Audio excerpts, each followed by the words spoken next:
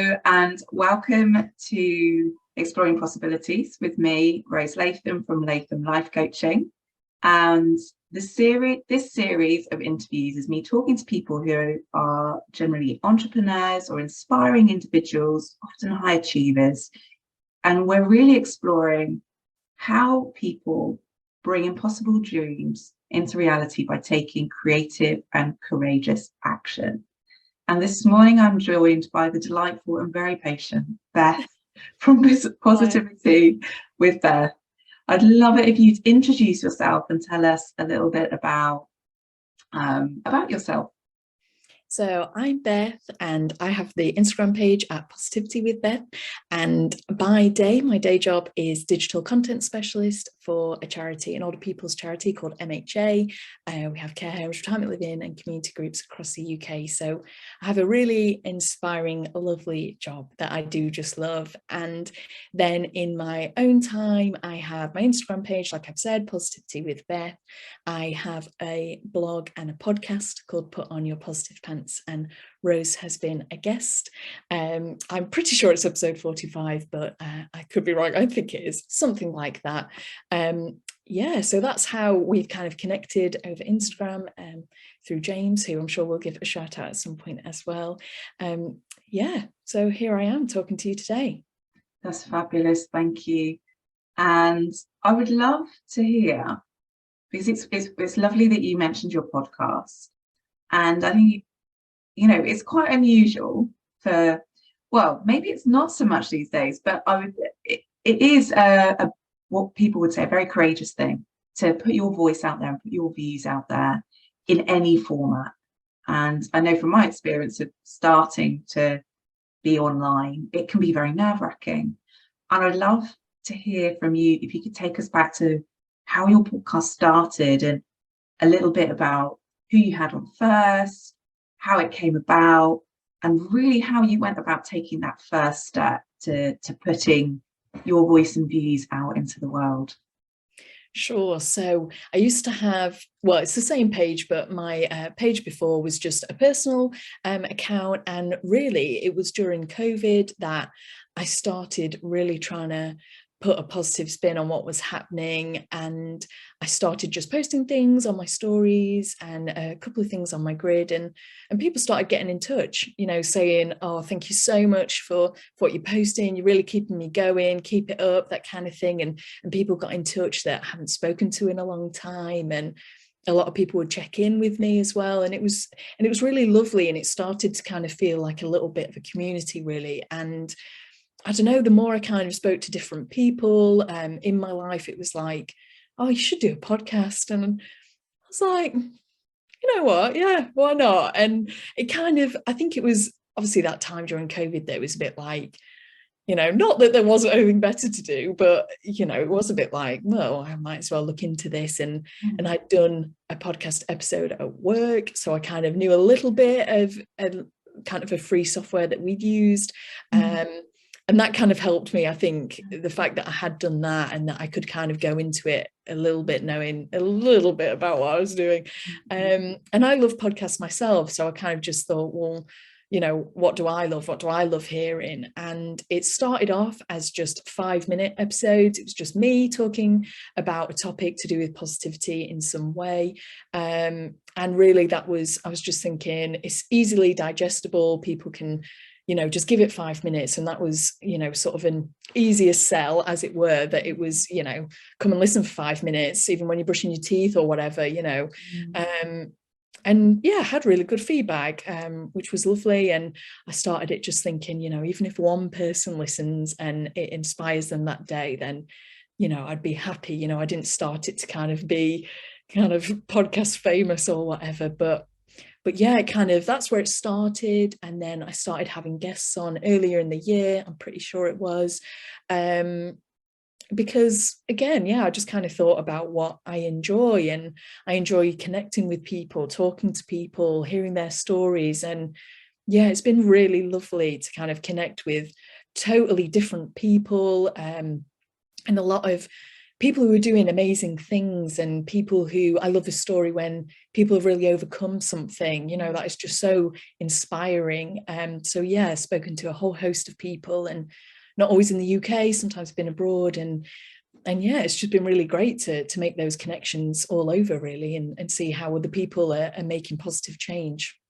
That's amazing. It is amazing. And I'm curious, have you ever experienced any fear while you've been navigating this sort of your podcast journey? And if you have, how have you dealt with that? I think there's always that little, you know, we have that little niggling at the back of our head sometimes that is, you know, always, oh, no one's bothered, like no one's interested, like, you know, why are you doing this kind of thing. Sometimes I get that just sort of niggle, and then I just go back to that thing of if one person was listening, and even if they, you know, it gave them a pep in their step, even if it just sort of encouraged them to do something, then that is enough for me. I'm not kind of doing it for any kind of, I don't know, higher kind of thing. I'm just doing it because I really enjoy it. And like I've said, I really enjoy connecting with people, and you know, even if I just get one bit of feedback, I'm like, that's okay, that's enough. Like it's helped one person, that is absolutely fine. So yeah, I think I just try and be like, no, that's just that little niggly, whatever you want to call it, the demon or whatever in the back of my mind, just being like, no one wants to hear it. But I'm like, no, people do want to hear it. Just meet it with positivity. Absolutely. And I guess what I hear in that is that it's rather than the destination, it's a little bit about the journey, which is something that, you know, to reference James, that all we think we create, that's very much his sort of approach to his creative outlook as well.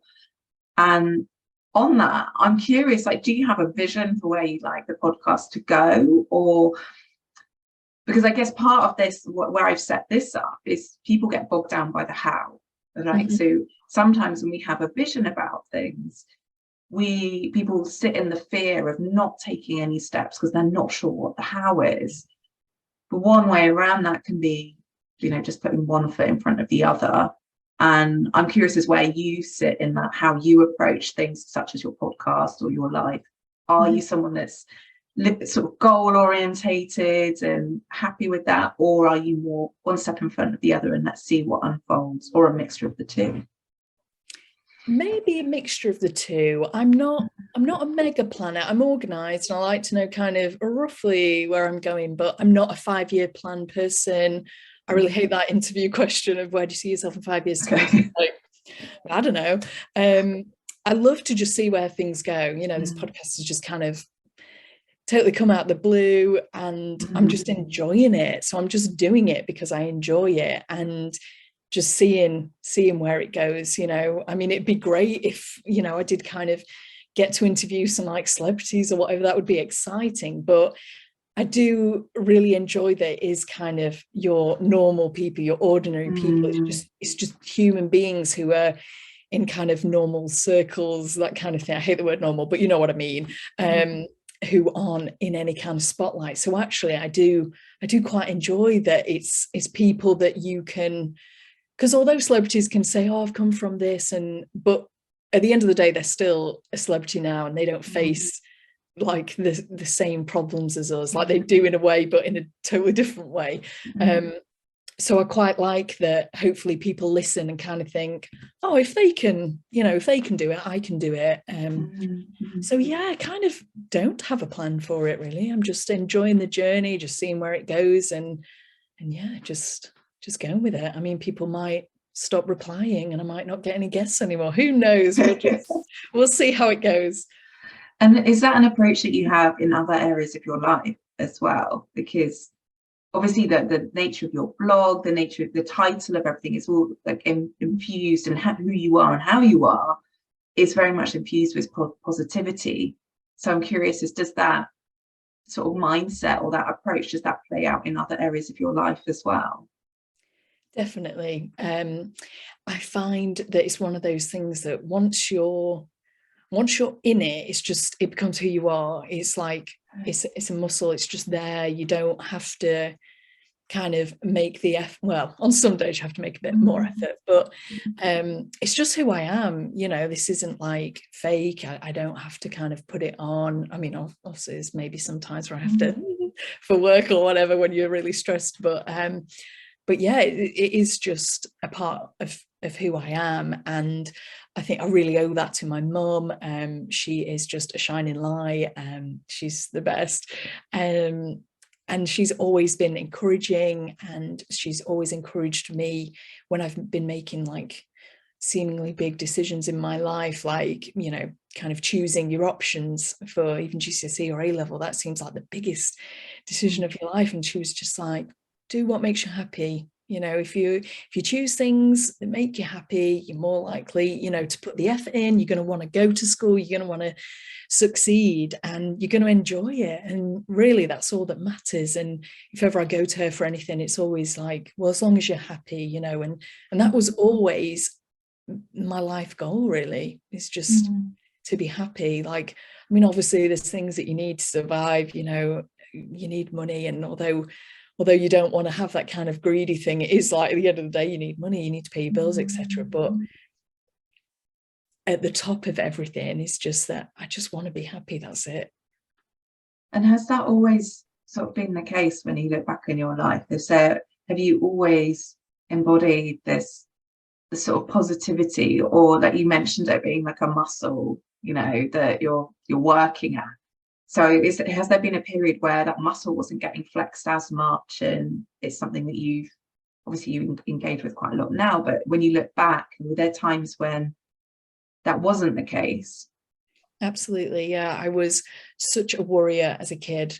I used to make myself sick, like physically sick, through you know, if I had an exam the next day, you know, that night I'd be up, I couldn't sleep, I'd be sick. And I think it just got to a point where I was like, I can't do this anymore. You know, I can't live my life like this. And yeah, it just, something changed, really. And I can't quite pinpoint when that was, but I think, yeah, there was just a time where I was like, I can't, you know. And kind of growing up, my mum was this kind of shining light, and my dad, unfortunately, he's got anxiety and depression. And obviously growing up really young, I didn't understand, you know, we didn't know anything was going on. And then kind of as time went on, you kind of understand more about your family dynamic. And I think it was a mix of, I can't keep being sick and feeling horrible and, you know, having all this kind of, I suppose, anxiety myself and worry. And I just didn't want to go the other way of, kind of, sounds awful, but being like my dad. I just didn't want to be in like such a negative space. And I just find that it takes up so much more of your energy to kind of be kind of sad or down, however you want to phrase it. And I think I'm just like, I don't have the time for it. I just don't want to feel that way. And I'm not saying it's a choice, you know. I'm not condoning the fact that if someone has got any kind of like mental health issues, I'm not saying, oh, snap out of it, or you can just get over it. And in no way, that's just my experience, that I used to worry a lot. And I think I just felt like I need to take control of this, because I don't want to sort of grow into adult life and this take over my life. I think I kind of, like I say, I can't really pinpoint exactly when, but I think I was just like, I need to take control here, because that's just something that I don't want. And I need to just, I suppose, change my outlook, really, and be more mum, I suppose.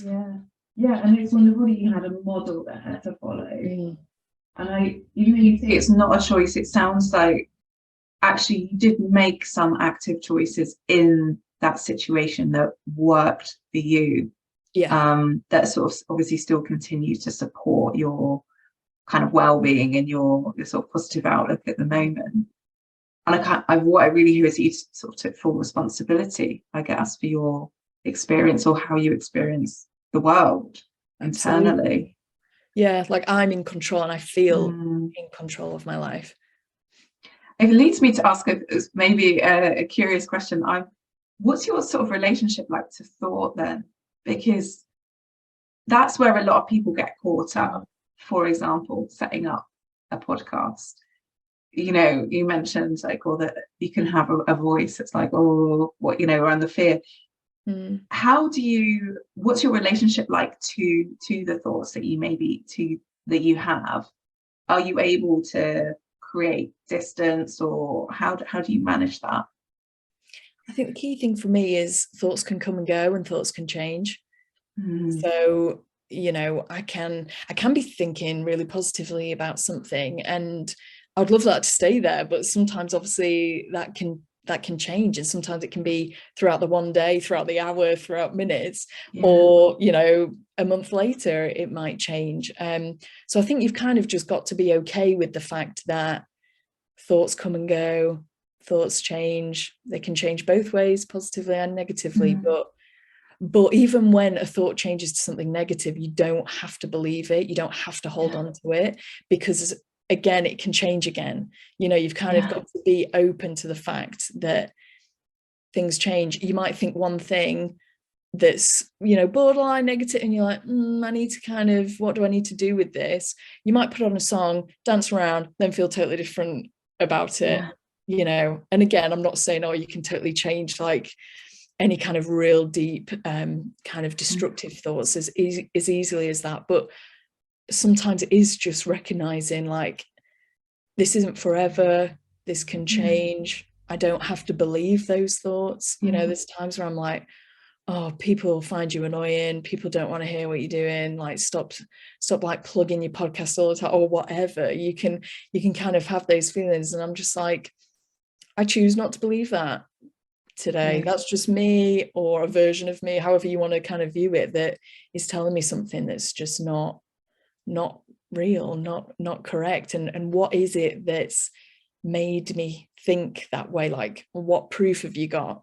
You know, it's almost like having an argument with yourself in a way of like, oh, you're annoying and no one wants to hear it. Well, actually, what proof you got of that? Like, when has anyone ever said that to you or made you feel that way? And actually, 9 times out of 10, I'm like, no one has ever said that, or nothing's actually made me kind of feel that way. It's just me. It's just, I don't know, self-doubt and all those things that can creep in, and that's normal and that's fine. But you've got to remember that it can change. You know, you put something out there. In my case, you know, I put my podcast out there for a reason, because I felt like it was the right thing to do. I wanted to help people, and that is still there. And so that is still my thought, and that came from me. And so do these other rubbish feelings sometimes, but this great thing came from me as well, came from a thought. And yeah, it's just remembering that they can come and go, they can change. You don't have to hold on to every single thought that you have. And I guess what I really hear is like the difference between the thoughts. I can't remember quite, there's different terms for it, but there's thoughts that we have that are not willful, if you like. They're just the ones that just appear, which can be where the Tao, the almost like the conditioning thoughts, they just bubble up. And then we have willful thoughts, which can be ones where, you know, that classic, like, don't think of a pink elephant, and you're like, all right, pink elephant, you know, you can create it in your mind and thinking about whatever it is. And what I love is how you really beautifully describe this transient nature of the unwillful thoughts. They come, they go, because they're so, if you start listening to all of them, they're so, like you said, they're so contradictory. One minute they're with for you, the next minute they're against you. You know, it's just like, you can do this, no you can't, you can do yeah, it's like the whole fight. But I love that what I really hear is that you don't take it personally. I try. You're like, oh, okay, yeah, whatever, like and some days, you know, like I say, some days it is really like, oh, I don't feel confident, and you know, sometimes I don't feel that positive. But it is just knowing that you are in control, and you know, you don't have to believe those things. You can choose to not believe those things, and do something about it. You know, do something else. Like, you don't have to put all this pressure on yourself. Like, you know, for me, because my podcast is just my thing, you know, I could stop it tomorrow if I wanted to. I don't have to do it, but I do it, like I said, because I enjoy it. But I don't need to put pressure on myself. If I didn't want to put an episode out next week, like, no one's holding me to any kind of gunpoint to be like, you need to do something. You know, it's a choice. No, you explained that really beautifully. I think it's very, very tangible, really clear. It's really nice.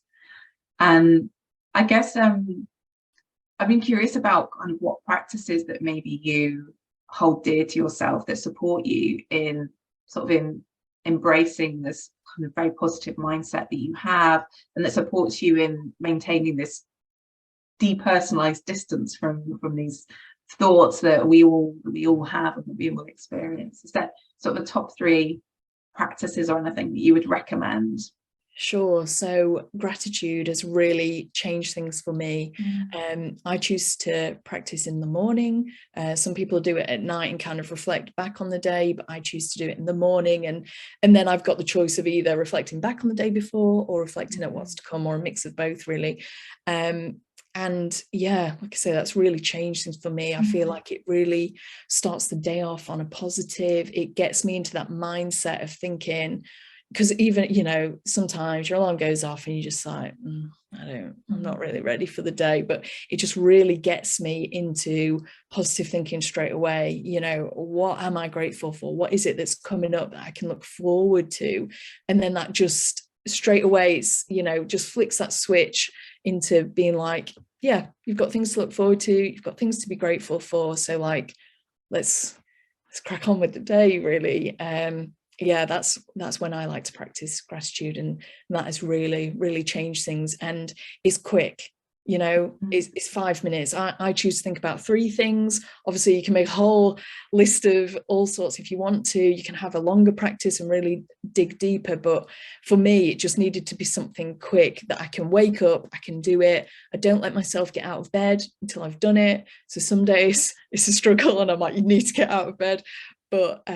But yeah, it's a quick thing that I can just easily fit into my life. And I think that's how I've kept it up, because it is something that's so easily kind of slotted into my life. And moving on to the second one was that I decided to set my alarm half an hour before I need to get up. And that half an hour for me is me.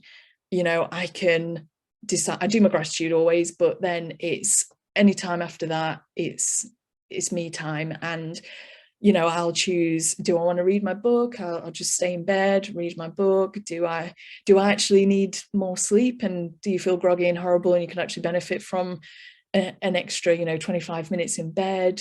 And I'll let myself to do that. Do I need a bit of exercise? Do I need to, I don't know, watch something? What do I need? And I just, you know, let myself just have that time. And it's really helpful that you've kind of got it out of the way, in a way that if you get to the evening and you're like, oh, I haven't really had any time for me, which, you know, can just happen quite easily, that I've already done that and I already feel good and I've started my day with that. Again, it's just a really lovely way to start the day, doing something that is just for me. And then I just feel like motivated and ready for the day. And then, you know, I get ready for work and go kind of thing. And that is so much nicer than alarms going off, need to get up, need to get out, quick, you know. But it's just so lovely that, you know, I just get a bit more time really in the morning. And is there a third thing that you would recommend, or there's something that you have come across? Yeah, so I've started EFT or tapping, and this was recommended to me through another life coach who I've been having a couple of sessions with, and she recommended Gala Darling, who is great. She's Canadian and she's got pink hair, and she, you know, pink is her sort of lifestyle, and I love that. Like, I love her feed. It's just really colourful and very pink. But her tapping for me is, you know, her words just really spoke to me. You know, I was sent one about kind of body confidence because, you know, like a lot of people during COVID, you know, I'd kind of put on weight and wasn't really feeling myself much anymore.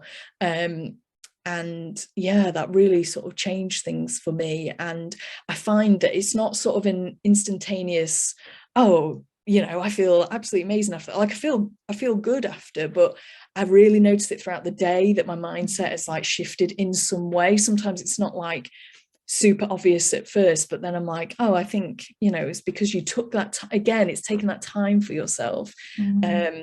In that, you know, I would make it as part of my half an hour practice if it was something that I wanted to do that day. And she has so many, and they're, you know, they're titled really obvious things of, you know, tapping for body confidence, tapping for kind of, I listened to a really good one about kind of not taking on other people's thoughts and opinions. And so you can really, you know, you can just look on our YouTube channel and kind of think, oh, actually, yeah, that's something that I could do with some help with. So yeah, EFT tapping is what I've been trying. That's as wonderful. Well. That is wonderful.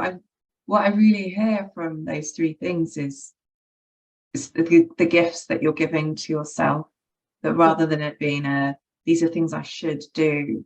Yeah. It's like you're really to use that word, you're really tapped into like how it's supporting you. And it's like feeding that positivity and setting yourself up to like be the most you can be, the most positive you can be, and that sort of supports everything of who you are and how you approach your life. That's amazing. Definitely, yeah, because like I've said, I'm in charge, and I can give myself that time, and I can go back to bed if I need to, but yeah, I think it's really important to put yourself first. You know, a lot of people have family or other people to kind of always be sort of, what's the word, catering to, in a way, not literally, well, sometimes literally. And you know, I have people in my life that I want to give time to, but I can't. It's all that, you know, you can't pour from an empty cup and all that. And I know it's all become a bit of overused phrases, but it's so true. I can't give my full self to anyone, you know, if I haven't kind of worked on myself first, really. And the key thing is just that it's a journey, and it's for you, so you can make it whatever. You know, you can be doing practices that other people might think you're mad, but so what? Like, if it works for you, no one else needs to, you know, even know about it. You know, it doesn't even have to be public. You know, I share a lot of my stuff to just encourage other people, but I'm not doing it in any kind of showing off or whatever kind of way. It's just, you know, you've got to do just what works for you. And it takes a bit of time to find something sometimes, but once you've found it, you're like, this is it, and this is time for me. And it's so important to give yourself that time. And that is amazing, and it really comes across in sort of how you are and how you share as well. I think one of the things that I really like about your feed on Instagram, for example, where I came across you, said there's no preachiness, it's genuinely you are just sharing, and people can come along for the journey or not, and it's that in itself is sort of you taking a stand for you, but also for other people, which is really, really, really powerful to show people of like kind of what's positive and what's possible. So thank you. Well, thank you so much. It feels like a bit of a natural place to finish. I really appreciate you sharing everything that you have, again, with such patience and grace today. And could you just tell us again where people can find you if they want to connect with you or hear any of your inspiring words? Yeah, so on Instagram at positivitywithbeth, my podcast and my blog are called Put On Your Positive Pants. You can find the blog in the link on my bio on Instagram, and you can listen to the podcast wherever you get your podcasts, Spotify, Apple, whatever. You'll be able to hear it. Just search Put On Your Positive Pants. Amazing. Thank you so much, and have a lovely day. Thank you for having me. Thank you. You too.